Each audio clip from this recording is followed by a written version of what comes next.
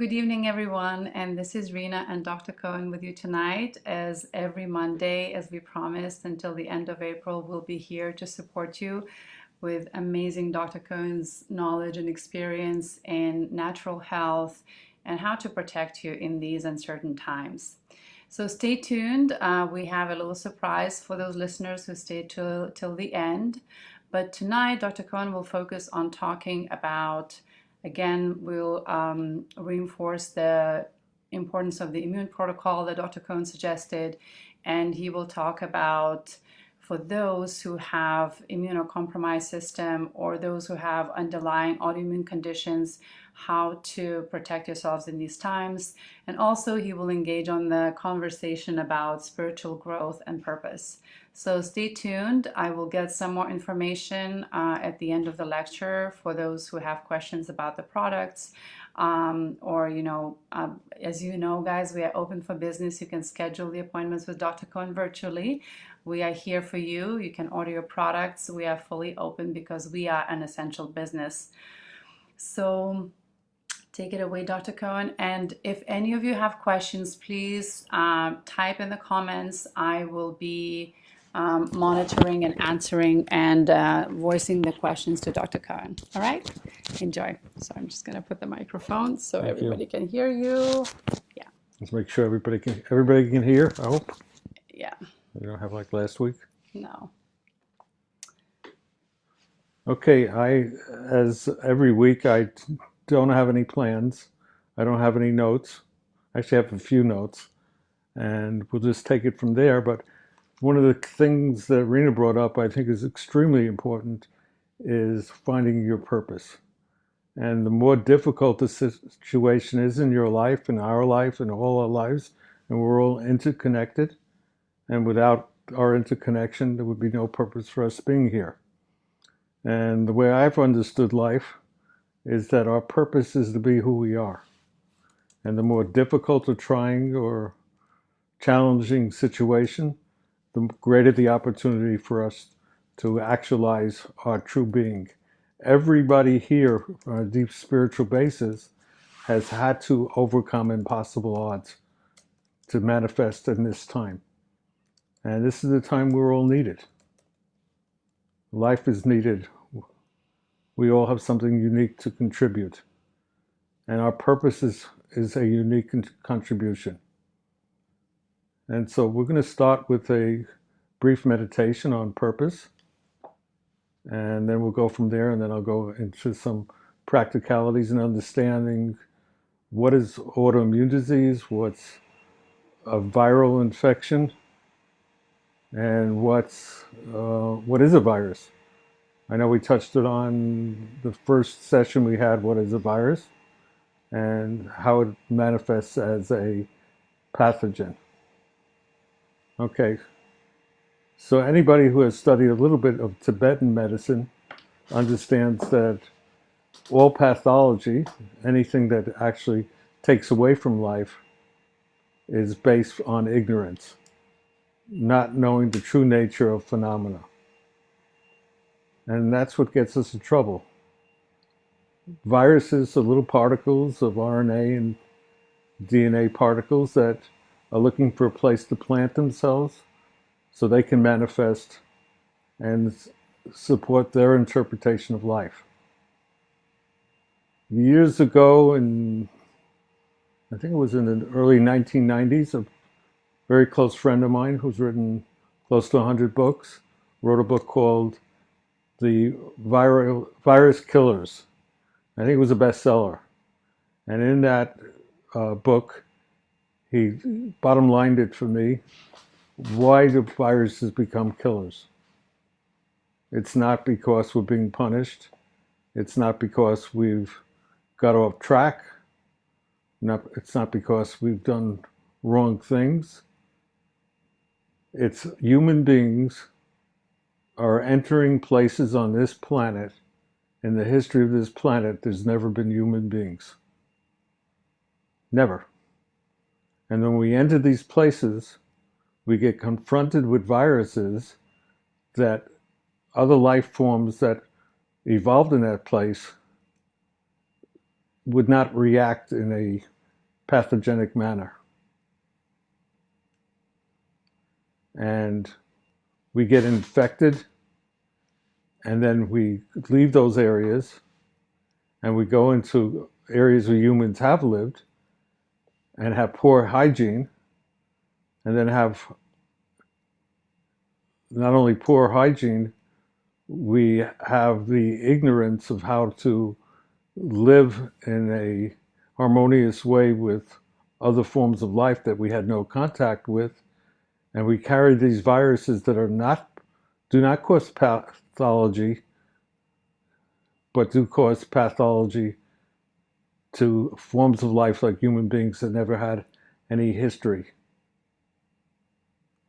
And then we travel to other parts of the world after carrying these in areas of poor hygiene. And a lot of people scientifically don't understand that it used to be, before we had all these long distance travel with boats and migration, that every 85 miles in a ocean, there would be a different microbiology, completely different, it would change. And now we're mixing them up in ways we've never mixed them up before, by going back and forth in a frenetic manner. So then when we respond, each drop of ocean water contains probably 100,000 different viruses. And each 85 miles, we have different viruses and different bacteria and different fungi, completely different than a little on there. And a little past that voyage. So when you mix them together, we're creating new life forms way beyond natural evolution. And we're creating different histories. So how do we survive, and what's our purpose of being here as we're creating a brand new mixture? It used to be that life came from the soil, and the soil would contain about 150 nutrients, and they would feed different bacteria, a different microbial world, and then we would feed on that.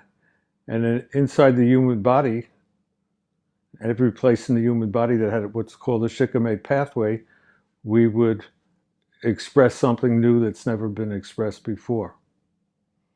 So when we go into a deep meditation, we want to understand that our purpose in life is to express something that's never been expressed before. And then to take that and cause the results to accelerate in a manner that creates new purpose, new life form, new compassion, and better health than we had before. So sit quietly, gently go into your belly, listen to yourself, watch your fears, watch any areas of discomfort. And in this form of meditation, we don't want to interpret. We don't even want to learn something new. We just want to find a point in space, not shut our eyes, and just watch things for what they are, with no need to change and no need to learn. Take a few moments and just practice observing, and no need to change, no need to create something else. All you want to do is observe. And you're going to get distracted. You're going to hear noises. You're going to hear noises in your own head. Train yourself just to watch them.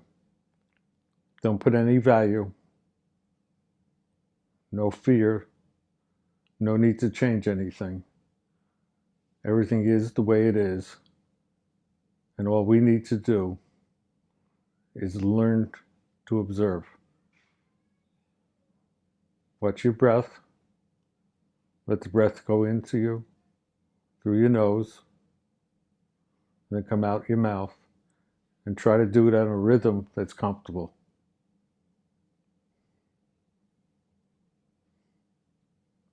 Take a few moments, just observe. And you notice as you're observing better, a lot of the fears and anxieties will begin to dissipate. Notice a lot of the hardness in your muscles begin to soften. Notice any fears that are interrupting your breathing, they're also dissipating.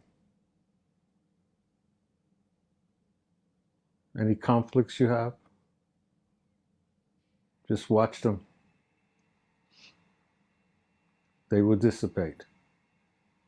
They're transient.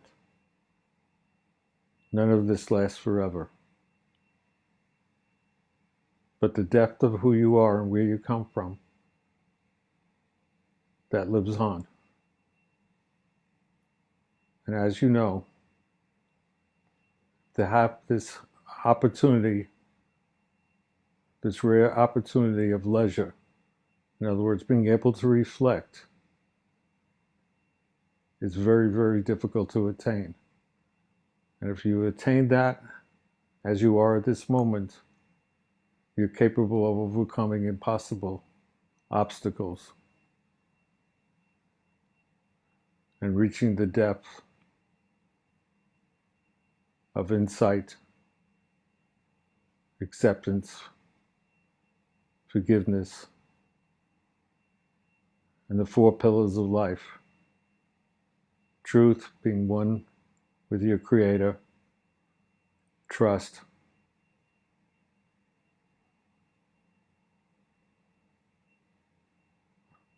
appreciate what this opportunity has brought you, and eventually the power of unconditional love. Don't close your eyes.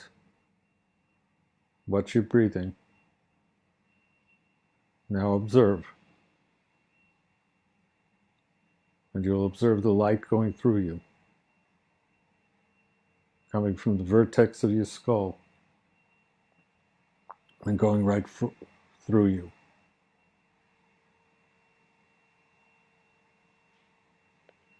Take a few moments and I'll join you shortly.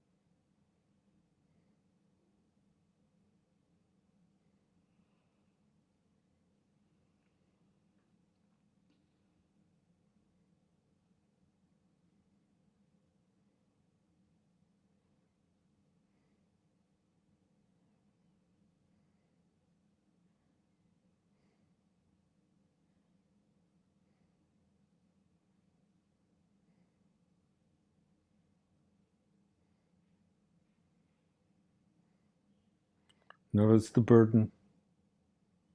And we're all carrying a very heavy burden.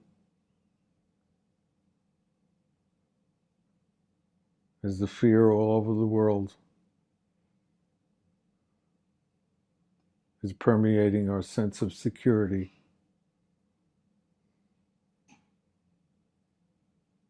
And the inner strength and focus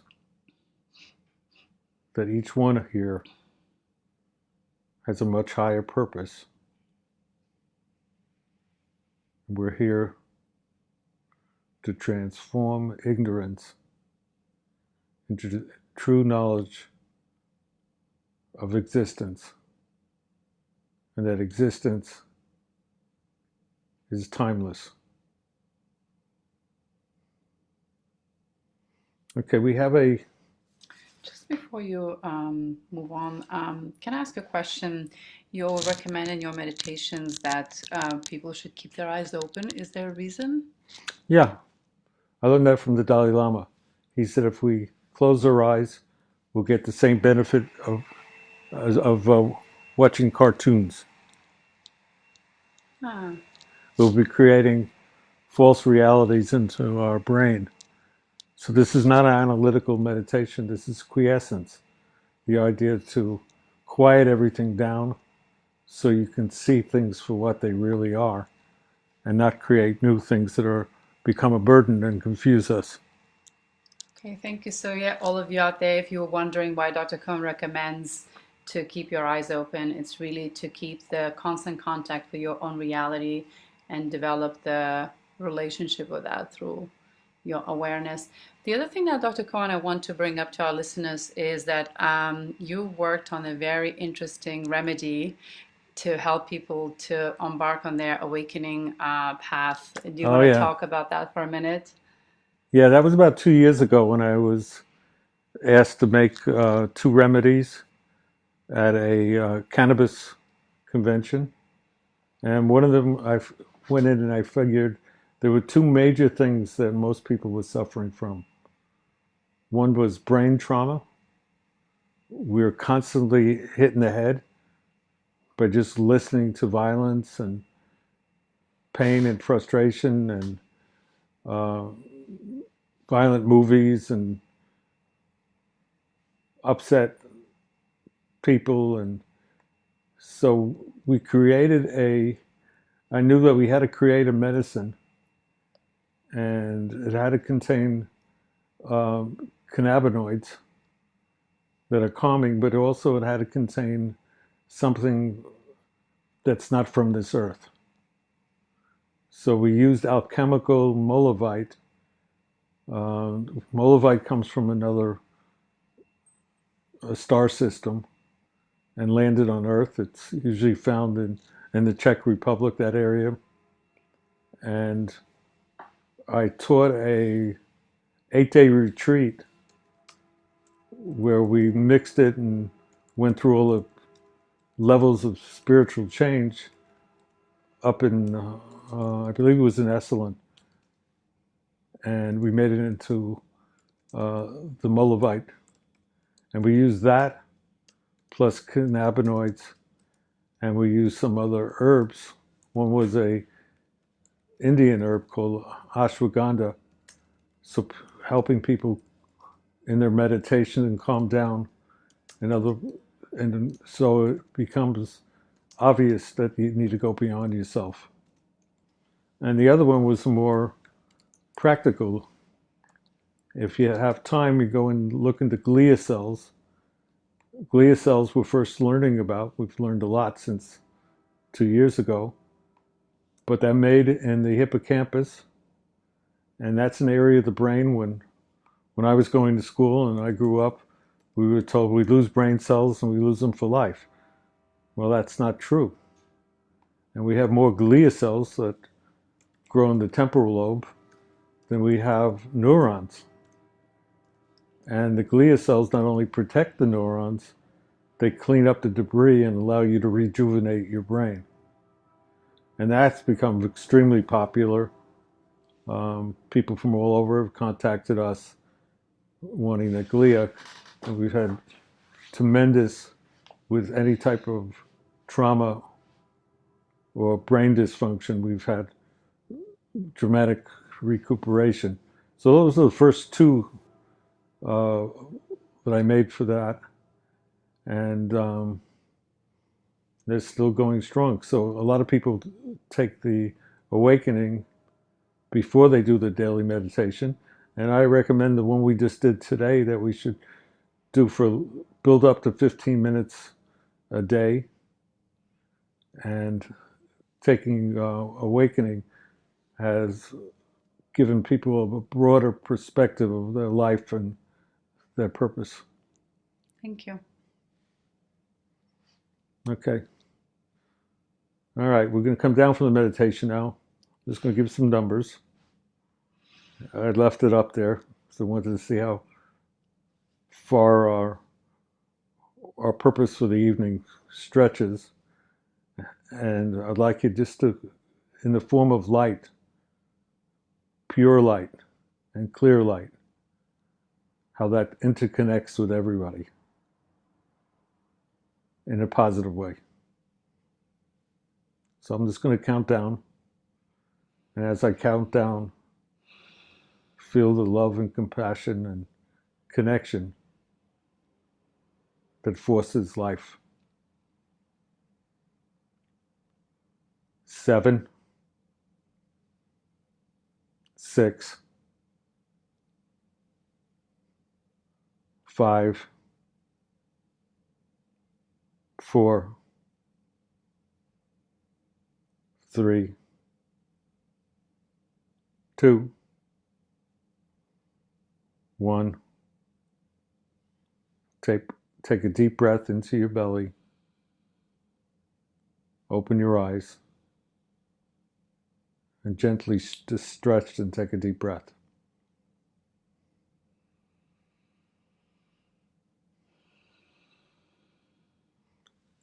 So what is the immune system? Immune system is what protects us. And I've talked about it in the past. The Journal of Cellular Biology mapped it out for us. And that's, most of us, me included, can't afford a subscription to the Journal of Cellular Biology.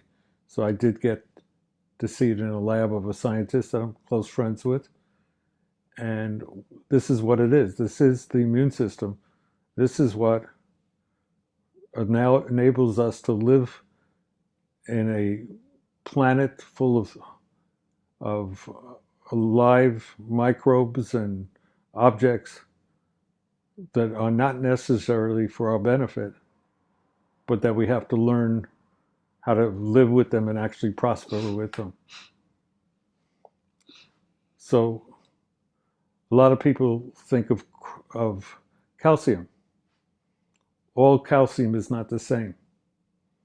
The calcium you need for your bones is calcium phosphorus.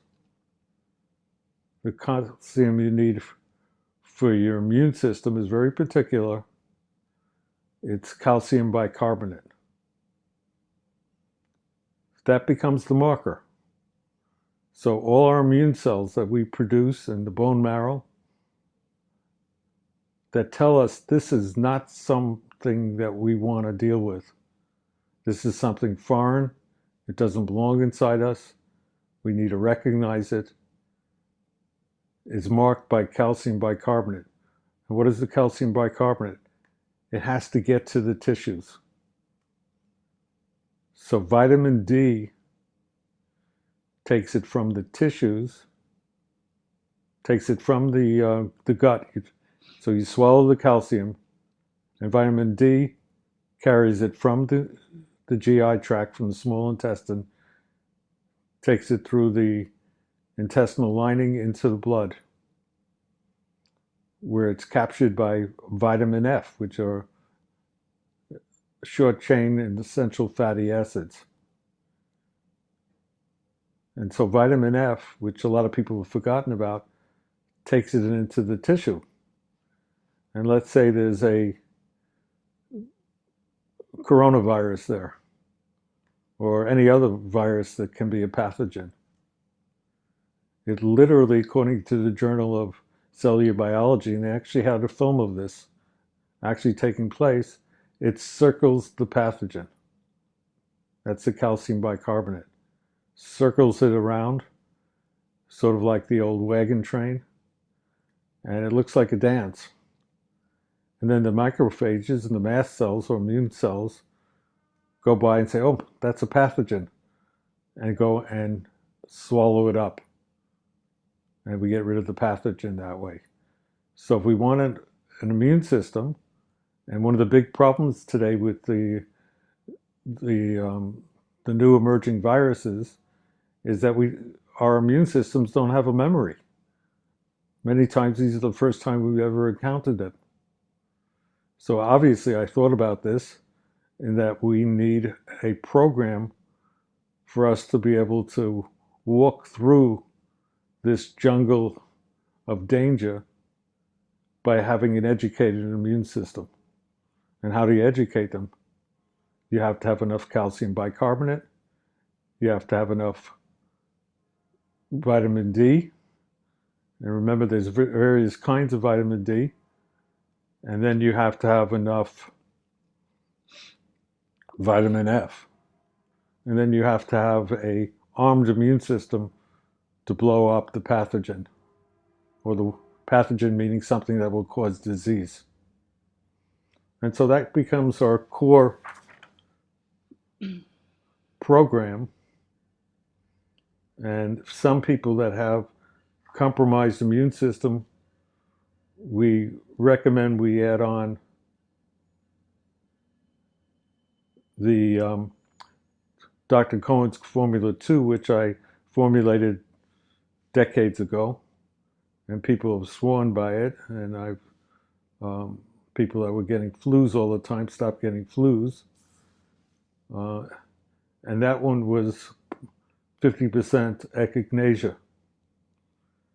Now, a lot of people asked, isn't echinacea a stimulant?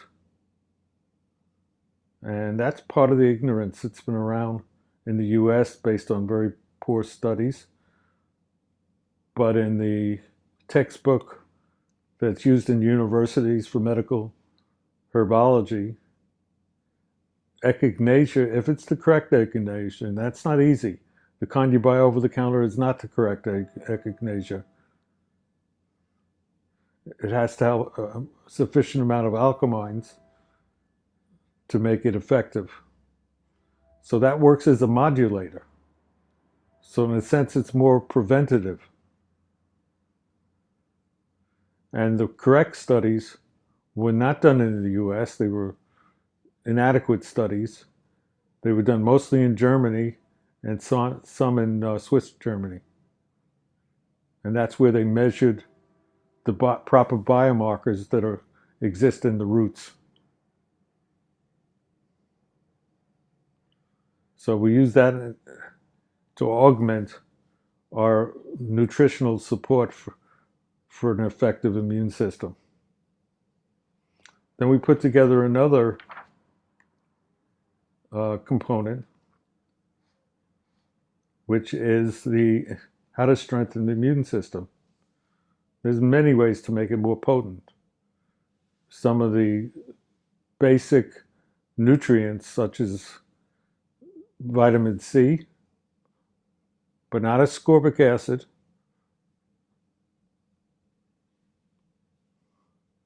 the vitamin C that works in oxidation, how it exists in a plant. And so we used those to augment our battle with us being ignorant to certain viral particles going about. So to strengthen the immune system, we talked about glutathione. Now, glutathione is the strongest antioxidant that the body produces, but traditionally it wasn't used very much because it has a very short half-life. And some scientists, mostly from Harvard, figured out what recycles the glutathione. And so what we recommended, part of our program, is combining glutathione with glutathione recycler, which contains some certain herbs. And then they also found that an opioid, not a pharmaceutical opioid, but a natural occurring opioid, together with vitamin D, which we talked about in the immune activation, that combination strengthens a dormant immune system. So if you're confronted with environmental poisons, industrial poisons, fake food, an epidemic, a pandemic, you have to keep strengthening the immune system. And then when this pandemic came out, I started working with scientists and other people, and we came up with viral defense. And viral defense contained 5 herbs that from around the world that are the most potent for viral, to quieting viral activity. We put them in a combination. One of the major ones was artemisinin. And many people have come to me that had high stealth viral counts and been treated with artemisinin Mir from North Africa. And we were treated with Viranon, which contains Tuya, which has been known traditionally for cancer, and then holy basil or andrographis, which has been used successfully for people that are resistant to antibiotics as a natural antibiotic since 2013, and which was recommended by the World Health Organization. So we were able to put together, and trust me how difficult it is, with different herbs, the artemisinin that's in viral defense. And unfortunately, there's been such a shortage that so many people are on the waiting list. It's 10 times than what we use for the stealth viruses. And let me explain for those that don't never heard of the stealth virus. About 3 years ago, a Chinese scientist in Shanghai got the Nobel Prize for Medicine for finding a Chinese herb, which is artemisinin, which is effective against stealth. Now, this viruses are smart. Everything in life. I think I recommended a book a few sessions back called Survival of the Sickest, which changed my way of looking at life. That everything alive has a strategy to stay alive by transmitting its genetic material. So everything that's making us sick, including the coronavirus, is to form a different pattern of life. Probably, in my opinion, a pattern of life for us to learn how to survive in a changing planet where a lot of our nature and our natural defenses have been usurped for selfish reasons. So the pathogens that have emerged in 21st century, they've learned to survive by what's the enemy of viruses. You talked about the immune cells, the macrophages and the mast cells. You want the phagocytes part of those immune cells. They come and eat up the pathogens. So you want those to recognize what is something foreign, does not belong in our body, and a way for it to be, instead of destroyed, I like a better word, it's altered to adapt to a changing environment so we don't lose large amounts of people in the process and lose the opportunity of what all they have to give in existence and on this planet. So those are the stealth viruses. So we put in viral defense, we put it on a artemisinin that's at least 10 times stronger than what I used previously, which is almost impossible.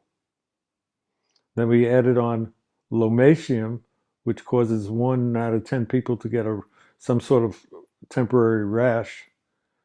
Uh, Also, a very rare uh, herb. And at one time, when the Europeans came to the East Coast, where the Iroquois nation was, in Native American and Iroquois medicine, lomatium was considered the strongest medicine on in the universe, and that was a big part of Native American um, medicine, and eventually got incorporated into naturopathic medicine and then herbal medicine. And then we use astragalus. We used different forms of echinacea. What was the fifth one? I don't remember, but it's on every bottle. When you receive viral defense, you can Okay. look it up. But I wanted to ask Dr. Cohen, can you mention a few conditions that would mean that you have a compromised immune system? That people should be extremely careful in this pandemic, watching out for themselves and for their And others. immunity. Okay, we can go through that list and I can explain it. So, how do you know if you have a cold, flu, or do you have coronavirus? And there are exceptions. We're learning more and more exceptions each time. So let's look. A key is fever. If you have coronavirus, usually, and not every case, but in most cases, you have a high fever. If you have a flu, which is actually relatively rare, the flu is of respiratory viruses is probably 14%, but we don't test for the flu. So everybody gets afraid of the flu, but it's usually many different kinds. And you don't necessarily, with a cold, get a fever. Cough. That was, especially in the beginning of this epidemic, that was typically we get a dry cough with the coronavirus. So if it's not productive, that's a sign that it could be corona. The same thing with the flu. And the cough is usually mild to moderate in a plain old cold. Dyspnea or shortness of breath is relatively rare in a cold. It's very obvious in a flu. It's difficult getting out of bed and getting to the bathroom. That's usually if you really do have the flu and not just a plain respiratory virus. That's very common, and of course with coronavirus. So in the flu, it comes on suddenly. One day you're not feeling well, and then all of a sudden you're very sick. Coronavirus can take a long time. It could take a week before you get your symptoms, and then suddenly it's there. Fatigue. That's very major in a coronavirus. It's very major in a flu, and it's typically mild with a cold. Most people can function somewhat. Headache, except for a sinus headache from a stuffed sinus, usually coming from lipopolysaccharides from the lining of your gut, getting into the bloodstream and going up to the sinuses. Um, so that's usually rare in a cold. It's there with a flu, and it's not always there with the coronavirus. So you don't necessarily get a headache with the coronavirus. Muscle aches. That's really pronounced in the coronavirus. It's there most of the time in a flu, and it's usually just slight and annoying in a cold. Sneezing. In a cold, you're sneezing all the time. Better have tissues. In a flu, you're sometimes sneezing. Coronavirus, you're never sneezing. With exceptions. We've had exceptions. Sore throat. Major complaint with colds. It can be terrible with the flu, but doesn't have to be there. And it's only there sometimes with the coronavirus. Stuffy or runny nose. That's in colds. It's sometimes in flu, and that's very rare in the coronavirus.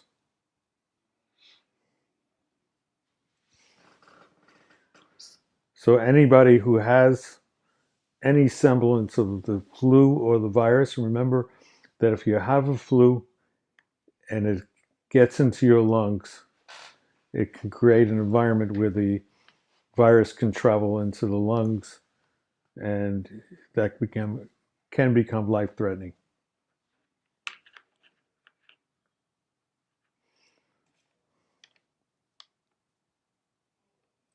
So if somebody has a fever, fatigue, and muscle ache, is there a high chance that they have coronavirus or beginning symptoms of coronavirus, or they just a regular flu? Because we get a lot of patients who call us and they think they have coronavirus. And after talking to Dr. Cohen, you're somehow able to distinguish whether it's a sign of worry or it's just a simple flu. Yeah, the what you have to do is isolate, stay home, keep washing your hands, and making sure that you're not getting any of these droplets on any surface. Remember, a metal surface, it can stay as much as 12 hours. So you want to keep disinfecting. And keep in mind, disinfecting is not the same thing as cleaning. You have to clean and disinfect. So the patient is asking, like, if the disinfectant wipes are very hard to come about these days, what to do if you don't have any access to disinfectant wipes? Well, a good one is apple cider vinegar. You want to mix it with Epsom salts. You can mix it together. And you can also add lavender. And this is what people traditionally did. So if you can't buy the commercial, you can make it yourself. So vinegar is a big one. So vinegar, Epsom salt, and some lavender. Right. Okay. Now, one of the key defenses is the short chain fatty acids that we get from digesting fiber. And most of who we are in our defenses are the bacteria that exist in our gut. And if you want happy bacteria that's contributing to our defense from pathogens and viruses, what do you got to do? You got to do is take them out to an expensive restaurant and give them a really good treat of the short chain fatty acids. And we have a product that we use called Entrovite, and it was put together by a Harvard scientist, and it contains the three major fatty acids, short chain fatty acids, which is the diet of the bacteria that defends ourselves.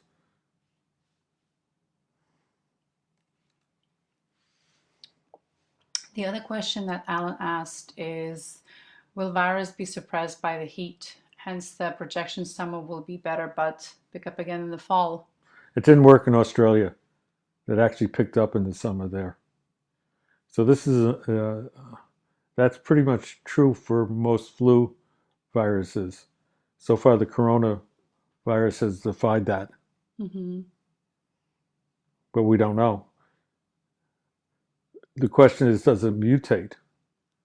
And for us to resist the mutation, we have to practice what we call, which I started 25 years ago, called herbal synergy, which is looking at nature, because nature will tell us how to survive, and how herbs and nature, how they do with each other, how they relate, how they communicate. And that's how I did with Formula 2, was finding that elderberry, which is an antiviral, and slippery elm and some other herbs work synergistically with each other. And what by themselves would be generally weak become strong. Can you explain to those listeners who are not medical degree holders, what does it mean when people say virus is mutating? And from two aspects, like what does it mean to us? You know, does it become more dangerous to us to deal with? Is it good or bad? I know when the virus mutates. It can be wonderful and it could be lethal. It means that it's altering, it's finding a different genetic code for it to survive in nature. So if we found a vaccine for the COVID-19, for this virus that we're fighting right now, if it mutates, we would need to look for another vaccine. That's the problem with vaccines. And each time you add more vaccines, you actually weaken the immune system. Though, if you can find a vaccine right now with so many lives on the line that work, I would say it's probably worthwhile taking a hit. But in the long term, you'll have a weaker immune system. It's not an easy answer. Okay. We have a question. Is diarrhea could be the symptom of the virus?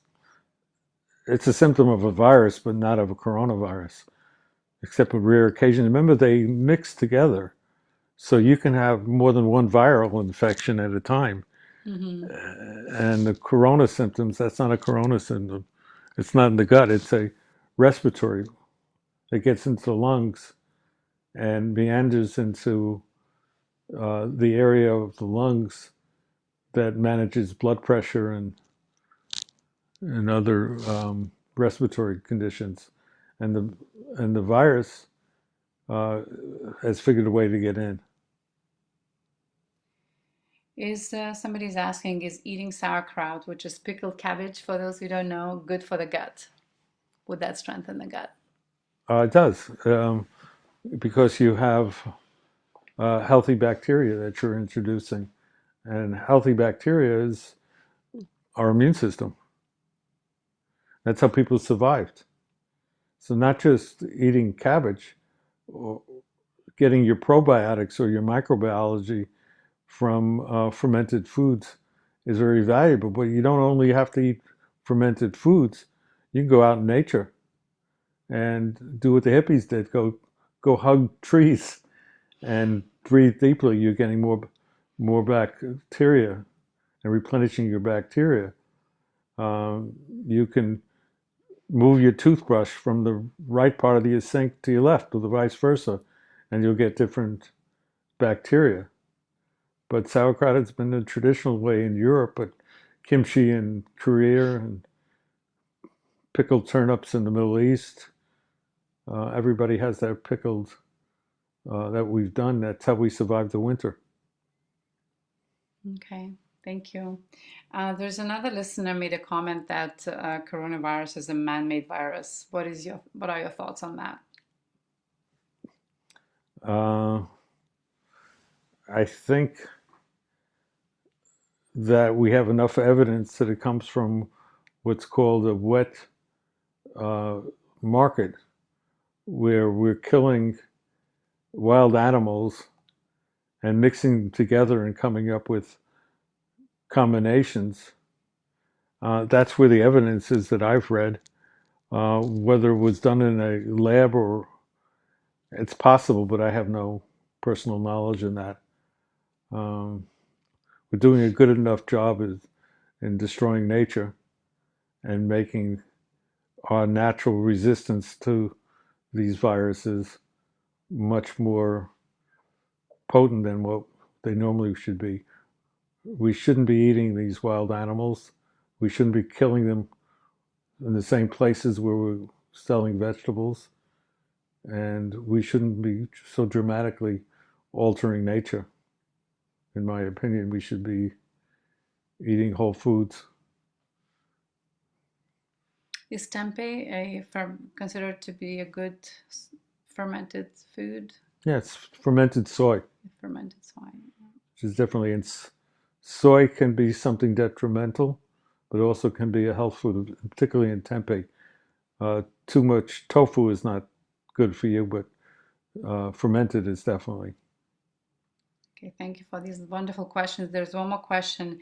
Is high blood pressure a risk for coronavirus? Should people stop taking ACE inhibitors?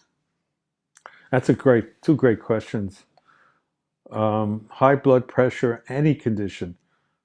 High blood pressure is mostly autoimmune, and there's different kinds of high blood pressure. That's what frustrates a lot of me. There's high blood pressure that comes from the adrenals, which is most of the high pressure, from the kidneys, from the portal vein, from the liver, and they're all different high blood pressures. So, um, any condition, we know this about the coronavirus. So, if you have any condition, I really encourage you to make an appointment with me so we can individualize because that does make you vulnerable, especially in the lungs. So remember, there's three. We're covering a lot of material here. Um, there's three permeability areas systems in the body. One is the small intestine, where it goes from the small intestine, and if it's permeable, some people call it leaky gut. I don't like that term because when I think of leaky gut, I think of people dying. It was actually leaking, but it's actually the tight junctions become widened, and poisons that normally would be excreted get into the blood system, and that's the permeability. So it goes into the blood, and then the next place is the lungs.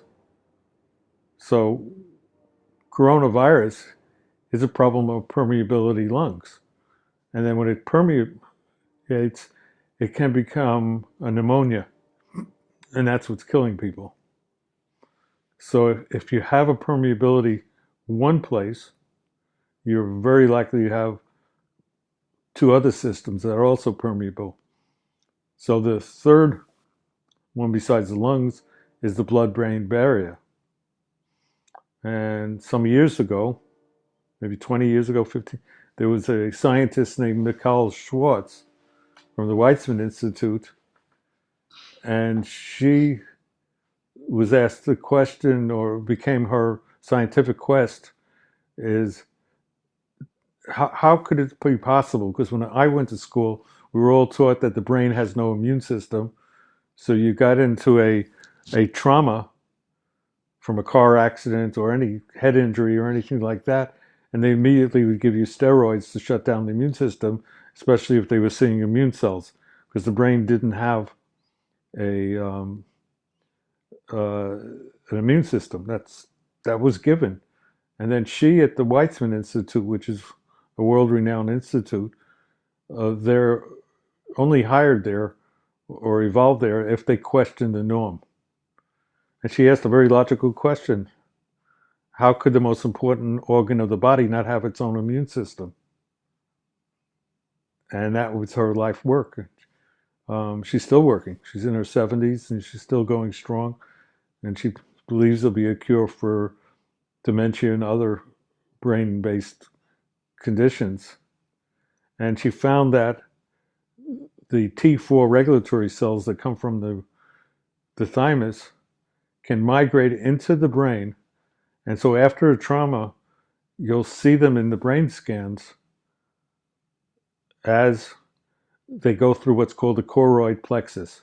So they're not going through where the blood-brain barrier is and get in, they can get around that. And that by not treating the immune system with the brain, we're shortening people's lives and leaving more and more people disabled. And now in Europe, particularly in Scandinavia, they're accepted the fact, especially in the emergency room in hospitals, to augment the immune system, not to suppress it like they do here in the United States.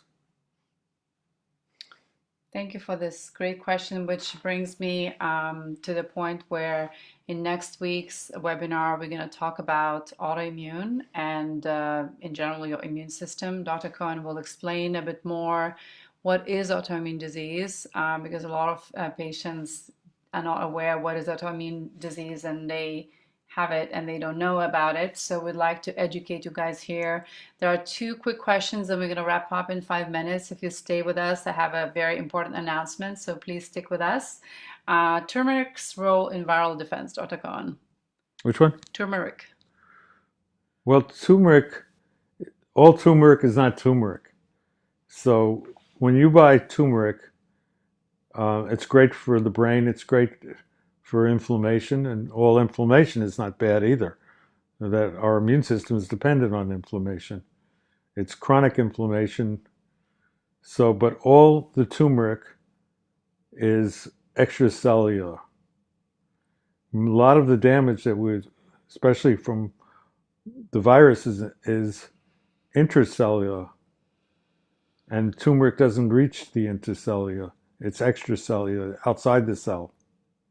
And a lot of the damage, especially in the shikimate pathway, which is what our bacteria, which are defending us, which are critical to our survival, um, are dependent on. So there's one turmeric that was found by scientists, one type of turmeric that was combined with certain herbs that has been shown scientifically to successfully go intracellular, get into the middle of the cell. And that's what we use with a microbial infection. And the other question, Alan is asking about the pets. Is it safe to take our pets outside? Can they get corona? They can carry it. I was asking my daughter, who works in a veterinary hospital, and she said they actually thought at first that the animals were getting corona, but they wouldn't. They just were sick with different viral infections, and on their coats there was some of the corona. And so from what they're carrying on their coats, they're getting from the outside, they can transfer it to you. So it's a great question. I would think it's a great thing. Take your pets outside. You go outside and Uh, smile and sing and give people virtual hugs and yeah, send light to everywhere. yeah, we're sending you guys virtual hug, and as I promised, that there's a surprise to all of you. But Dr. Cohen very generously offered for those of you who have compromised immune system or some condition, autoimmune condition, or something that's been going on for a while, and you need a consultation with Dr. Cohen on how to adapt either your immune protocol or what extra steps you can take to protect yourself. So we are offering a free consultation to all our existing patients with Dr. Cohen, about 15 minutes, where you can schedule with him and ask a personal question, and Dr. Cohen will be able to answer and consult you for free. We do care about your health, guys, and we are here to educate you, and we want you to stay healthy and pass on that knowledge to your family and friends. Also, it's extremely important in this time that we reduce our any autoimmunity. Many conditions that people are not aware are actually autoimmune: diabetes, most of cancer, um, breathing problems, asthma, the different type of asthmas, which are, I think there are at least 120 different kinds of asthma. Each one is different. Eczema. eczema. and all of these. So we'll talk more about next week, and Dr. Cohen will give you a lecture on that, on autoimmunity and how to educate yourself and things you can do. Because in this clinic, we believe that there's always something we can do. Even, a lot of places people are being given up on, and they come to us and they find some answers. So thank you again for watching. And those who want to schedule the appointment, please email us at centerforhealing@outlook.com or call us 650-328-4325. Again, thank you so much, Dr. Cohen. One more question for everybody to think of. Why is the United States the Grand Central for autoimmune disease? We have twice as much as any place else. What about our lifestyle in the U.S. today is fostering the fact that we're getting confused who we are and who's our friends and who's our enemy, and our values have become distorted, and what do we need to do to get back on track to live harmoniously with the life force, the life sustaining force? So here you go, Blessings. everybody. You got a homework from Dr. Cohen to answer the question why US is the center of epidemic and what can we do to go back to the Autoimmune, not just the corona. autoimmune and actually corona too. We are number one in the world now. Okay. So the best answer will get some sort of prize. So we'll make it into a little competition. So guys, you can email us. You can type the answers here in the comments. And again, thank you so much for watching and being with us. I wish you all peace and health, and go hug somebody after this video to make you feel better and make somebody else better. Virtually hug. Virtually. Well, if it's a family member, they can hug. But I'm not sure. but if you don't have anybody to hug, you can send us an email with a hug, or you can send your friend an email with a hug. You can always find somebody The to next hug. few weeks, I wouldn't be doing much hugging. Okay. We're not doing any hugging here. We are observing our social distancing here, even working at the office. Everybody, good night. Stay healthy, and we will see you next Monday at 7 p.m. talking about autoimmune. And if you have a question about a particular condition or something, please email us to schedule a free Tell everybody consultation. where you're posting it, so they want to, if there's stuff here, they have to hear again. Yeah, so just as a reminder that this video will be on Dr. Cohen's wall forever until Facebook removes it. I hope they don't. And we also post his videos onto his YouTube channel, which you can find in pretty much all of the link to the YouTube channel you can find in all our communications. Good night, everyone. Lots of love to all of you. Love you guys. Bye.